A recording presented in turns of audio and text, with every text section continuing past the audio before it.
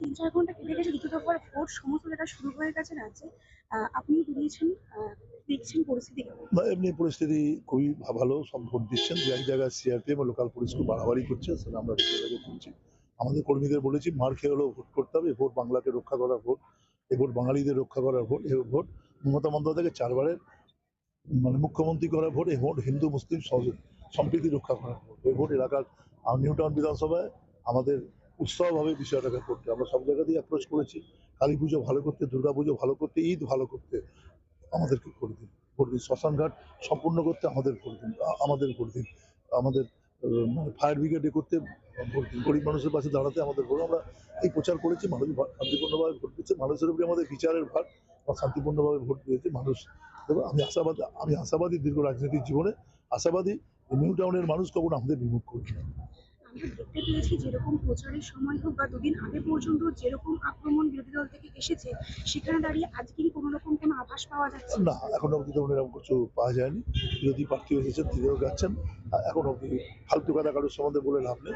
আমরা এখানে আমি আমার চোখে পড়েনি যে কোনো বিরোধীরা কোনো রকম বিষয় করতে। এক জায়গায় লালকেলবাগান বুথেই তো আমাকে ঢুকতে দিচ্ছিল না, সেটা হচ্ছে সিআরপিএফ।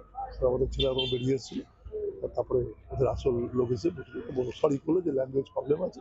বলেছিল মানে নিয়ম হচ্ছে অন্য বিধানসভার লোক ঢুকতে পারবে না। আমি তো বললাম যে প্রশ্ন আমি ক্যান্ডিডেট ঢুকতে পারবো। 2 নম্বর হচ্ছে আমি এই বিধানসভারই বাসিন্দা আছে না। তারপরে আর বললাম যে এই কার্ড ইলেকশন কমিশন ইস্যু করেছে, আপনাদের বসেরা ইস্যু করেছে, এই কার্ড পুরো আর অন্য কোনো জায়গায় কোনো প্রবলেম হয়নি। বা আমি এখনো অবধি আমার চোখে পড়েনি, এখন অনেক সময় এখনো অবধি আমার চোখে পড়েনি যে ওরকম ব্যাপার করেছে। নানা রকম ব্যাপারের মধ্যেই আছে আছে এক জায়গায় সিপিএম এর ক্যান্ডিডেট পঞ্চায়েত মেম্বার, সে কিন্তু বাড়াবাড়ি করছে বলে আমাদের লোকেদের অভিযোগ। লোকেদের বলছি ঠান্ডা মাথায় বিষয়। জাতির একটা বুথে আমাদের ছেলেকে ধরে পুলিশ লাঠিচার্জ করেছে। আমি ঠান্ডা মাথায় বলেছি যে তাকে ভোটটা করতে নারপুর থানার একটা অংশ খুবই অসহযোগিতা করেছে আজকের দিনের পর। সেটা বিষয়টা যাবেন, ব্যাপারটাকে রাখা যাবে। বাকি বিষয়টা আমরা খুব ভালোভাবেই ভোট হচ্ছে, মানুষ শান্তিপূর্ণভাবে ভোট দিবে না সব ঠিক। মাত্র ৩-৪ ঘন্টা পেরোতে না পেরোতে আপনার বক্তব্য অনুযায়ী দেখা যাচ্ছে কোনো কোনো জায়গায় একটু একটু সমস্যা দেখা যাচ্ছে, নারায়ণপুর পুলিশে কোনো সমস্যা দেখা দিচ্ছে। তাহলে কি আরো সন্ধ্যে ৬টা অব্দি ভোট চলছে? না, সেগুলো ক্লিয়ার করো না। ছোটখাটো ঘটনা যখন হয় পুলিশে হয়, টেনশনে কাজ করে কর্মীদের, এই লাইনে দিচ্ছে। আমি বিশ্বাস করি লাইনে কে কি বলছে এ দিয়ে ভোট হয় না। যে মানুষটা বুথে চলে আসছে সেই মানুষ তার মেন্টাল সেট আপ হয়ে আছে। এগুলো ছোটবেলা আমরাও করতাম, ও কেন বলবেন মেন্টাল টেনশন থেকে হয়, বাচ্চা বয়সের ব্যাপার হয়। আমি খুব ম্যাচিওর মানুষ, আমি এগুলোকে কোনো ধরেই না।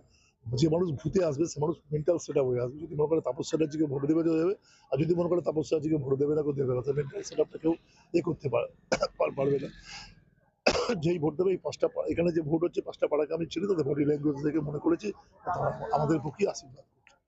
তো আমার নিজের আশাবাদী, যারা এমনি অন্য পার্টিও বিলংস করে তারা আমাকে ভোট দেবেন, এটা আমি আশাবাদী। এবার আশা ভোট গণনাতেই হয়ে যাবে। সেটা আশা তো করতে কোনো অসুবিধা নেই, সেটা পেয়েছি, অতীতেও পেয়েছি, এটাও পেয়েছি, বা প্রচারও পেয়েছি, মানুষের ভালোবাসাও পেয়েছি। নিজেরা পার্সোনালি ফোন করেও বলেছে, আমরা পলিটিক্যাল মিটিংয়ে না যেতে পারলো ভোটটা আপনাকে দেবো।